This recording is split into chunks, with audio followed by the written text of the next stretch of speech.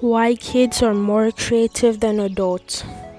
First of all, creativity is not from the mind, it is from the soul. You can create from the mind, but it is more of a struggle.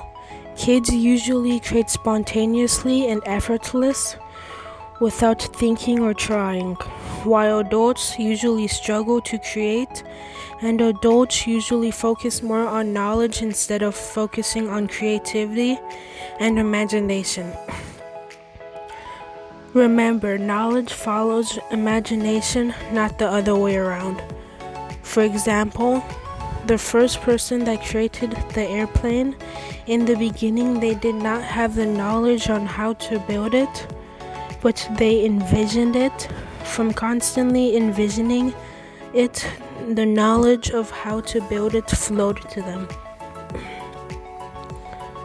Imagination opened the door to knowledge.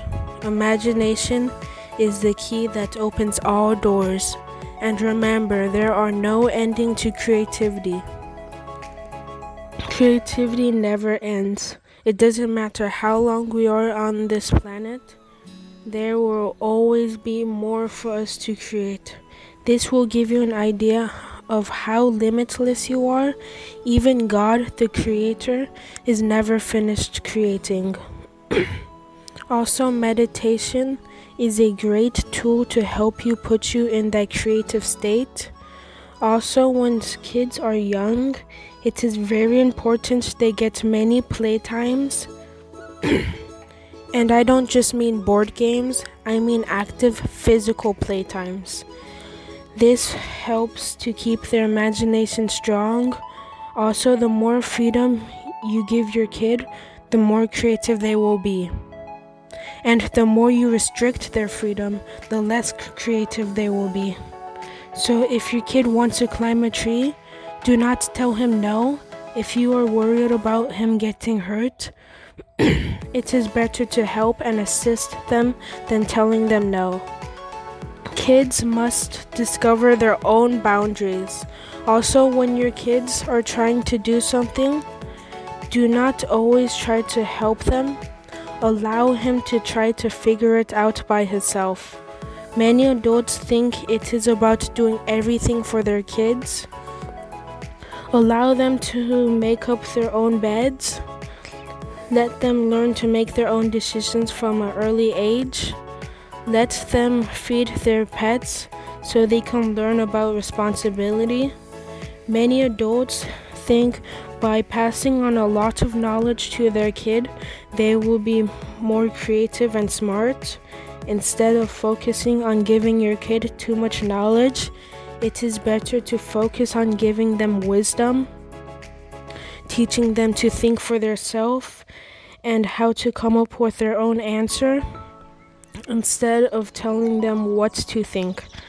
Yes, some knowledge we must pass on, but just a small percent.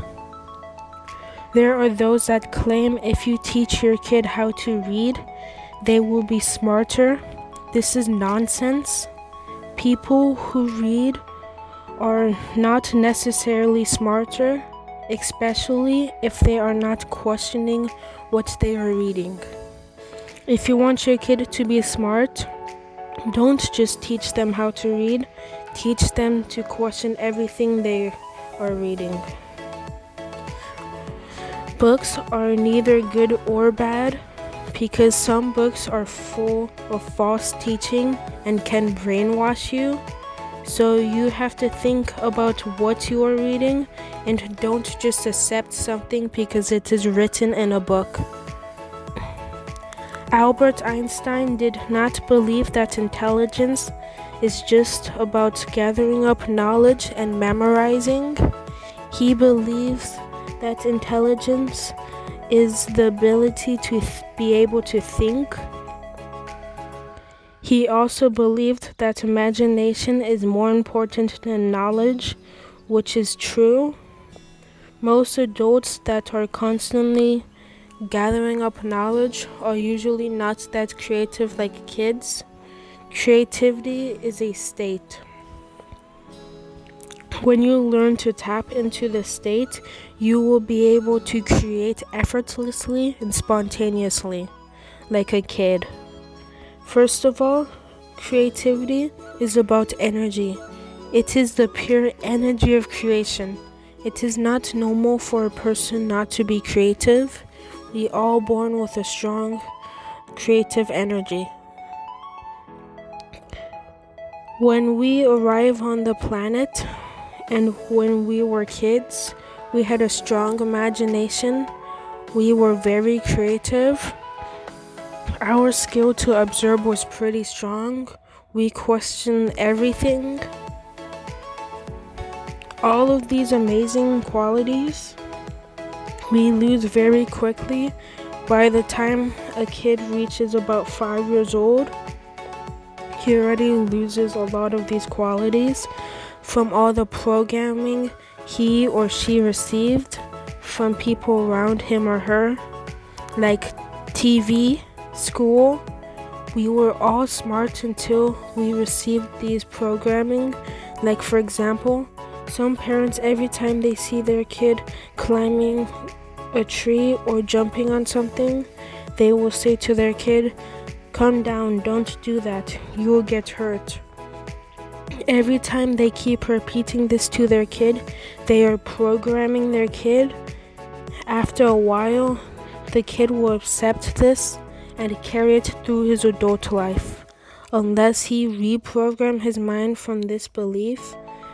You have to be careful what you put into kids' mind, because what you put in their mind doesn't come out that easy. Most people act like belief comes from nowhere. It just pops into their mind. This is not true. Most belief, you can trace it back from where it comes from. Belief usually comes from programming. For example, if a father keeps telling his son that he is stupid and worthless, after a while he will accept this as his belief. It doesn't mean he cannot change this. Usually from years of programming, it takes some work and effort to change past programming. Sometimes it could be quick, but it all depends on the person.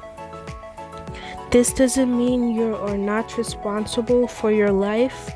When you are an adult, you are not to blame your parents, because many times they themselves did not know what they was doing. Like Christ says when he was on the cross, "Forgive them, because they know not what they do." We create two ways, consciously and unconsciously. Most people is their unconscious thoughts that runs their life.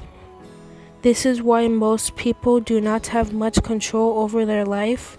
For you to have more control, you must be aware of your unconscious thoughts and your conscious thoughts. Studies shows that the average person has about 60,000 thoughts a day. You are a multi-dimensional being. Many people, even though they have this many thoughts, most of the thoughts is disempowered thoughts, unlock on fear and limitations, and many negative things that create a hell of a life for them. Our thoughts and belief can create a Garden of Eden for us on earth, or a hell of a life for us on earth. It all starts with awareness. You cannot change what you are not aware of. Awareness is one of the keys to life. For example, somebody got hit with a truck because they weren't aware that the truck was coming. Or a boxer punched his opponent and knocks him out. He gets knocked out because he wasn't aware that the punch was coming. If he was aware that the punch was coming, and he was aware on how to defend properly against a punch, he wouldn't have got knocked out. Have you ever realized when you are playing chess, Everything is happening right in front of your eyes, but yet you are not always fully aware what is going on the board. So your opponent eats your pawn because you wasn't fully aware even though you was looking at the board. You still wasn't aware what was going on because you wasn't in a clear state. Clarity is the first step towards mastery. Just like martial arts, same thing with playing chess and all of life. Awareness is the key to chess. It doesn't matter how confident you are while you are playing chess with your opponent. If you are not clear about what is going on, you will lose. Confidence must accompany clarity. This is what they mean in the art of war. When you know your opponent and you know yourself, in 1,000 battles, you will be victorious.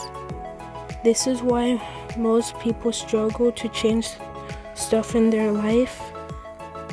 Confidence without clarity is a disaster. It doesn't matter how confident you are. Without clarity, it won't help. This is just an example, but this applies to raising kids and everything in life.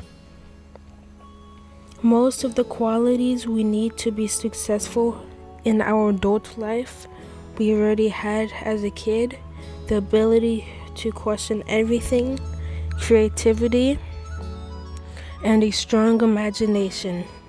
It is more about maintaining this quality within your kids and yourself, keeping your imagination strong through all your adult life, always questioning everything like a kid, and every time your kid questions you and asks you why, it is very important you explain why and not say to your kid, do not question me because I say so, or you will be programming your kid to just accept what others are saying without questioning them. Kids must be able to question your own parents, not because the parents say something it is correct or true. There is nothing wrong about your kids questioning you. We must question everything.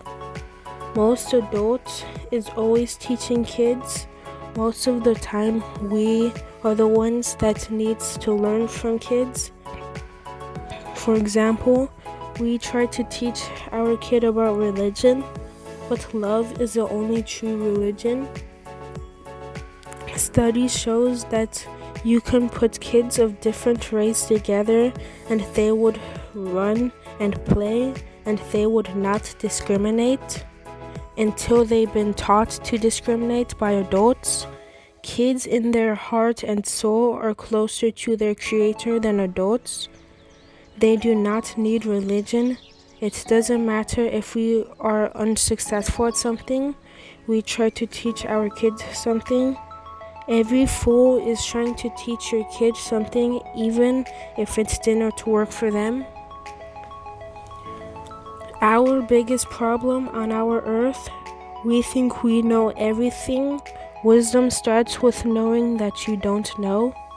Many of us, we struggle to know ourselves. We don't even know who we are, but we think we know God because we read some book. Even a man that abuses kids might think he knows God. Most religion are interested in the Word of God.